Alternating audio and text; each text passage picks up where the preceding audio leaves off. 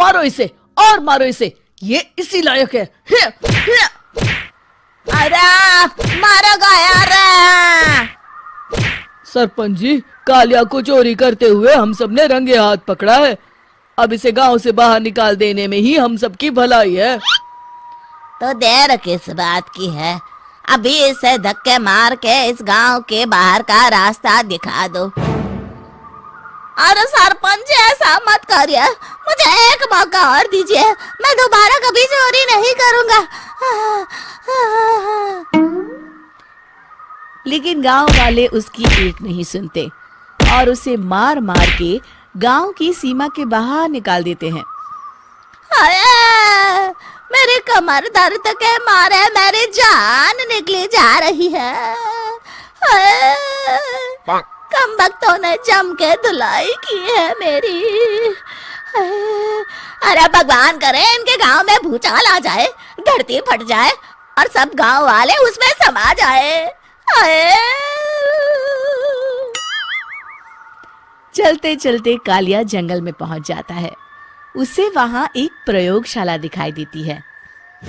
अरे इस जंगल में ये अजीब सा दिखने वाला घर किसने बनाया है, चल कर देखना पड़ेगा। कालिया प्रयोगशाला के पास चला जाता है। दो वैज्ञानिक प्रयोगशाला में बातें कर रहे होते हैं। बधाई हो डॉक्टर चमन, आखिरकार हम दोनों ने मिलकर एक ऐसी घड़ी का आविष्कार कर लिया है जिसे पहनकर कोई भी इंसान गायब हो सकता है। हाँ हाँ, तुमने बिल्कुल सही कहा डॉक्टर जर्माटो।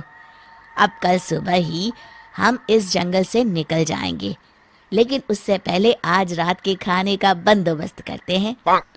हाँ हाँ, मुझे तो बड़ी जोरों से भूख लगी है, चलो चलते हैं। दोनों वैज्ञानिक वहां से चले जाते हैं। उनके जाते ही कालिया प्रयोगशाला में दाखिल होता है।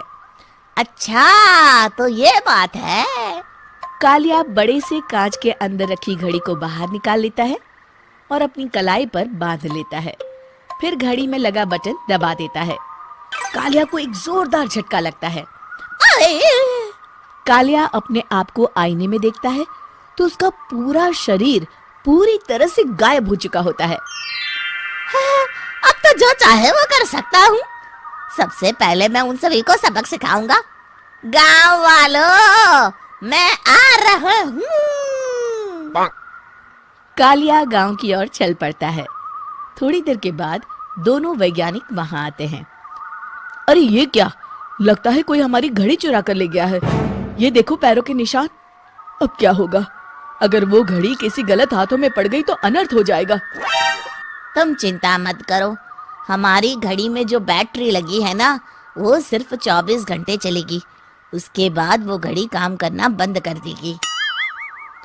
उधर दूसरी तरफ गांव में सरपंच अपने घर में सो रहा होता है। तभी एक आहट से उसकी नींद खुल जाती है। अरे कौन है, कौन है वहाँ? बड़े मजे से सो रहा है, आज मैं तुझे नहीं छोड़ूंगा। कालिया पास में पड़ा डंडा उठाकर सरपंच की पिटाई शुरू कर देता है। ये ले, ये और ये ले, तू इसी लायक है, ले। आप मर गए। अरे अरे ये क्या हो रहा है? अरे अरे कोई बचाओ मुझे, मेरे घर में भूत आ गया है। सही कहा, मैं भूत ही तो हूँ, ये ले। अरे भूत जी, मैंने आपका क्या बिगाड़ा है, मुझे छोड़ दीजिए। आपको क्या चाहिए? तेरे घर में जितना भी पैसा है ना, मुझे ला कर दे दे, तब मैं तुझे छोड़ दूंगा और यहाँ से चला जाऊंगा।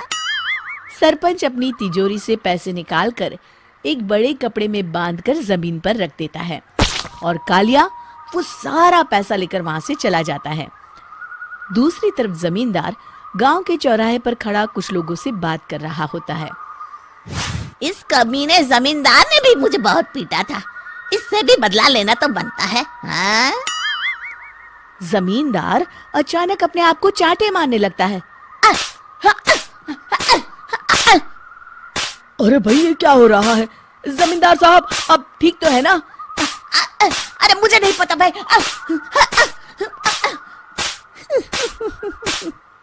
अरे मर गए रे, ये तो पक्का किसी भूत प्रेत का काम है। जमींदार के अंदर कोई भूत आ गया है।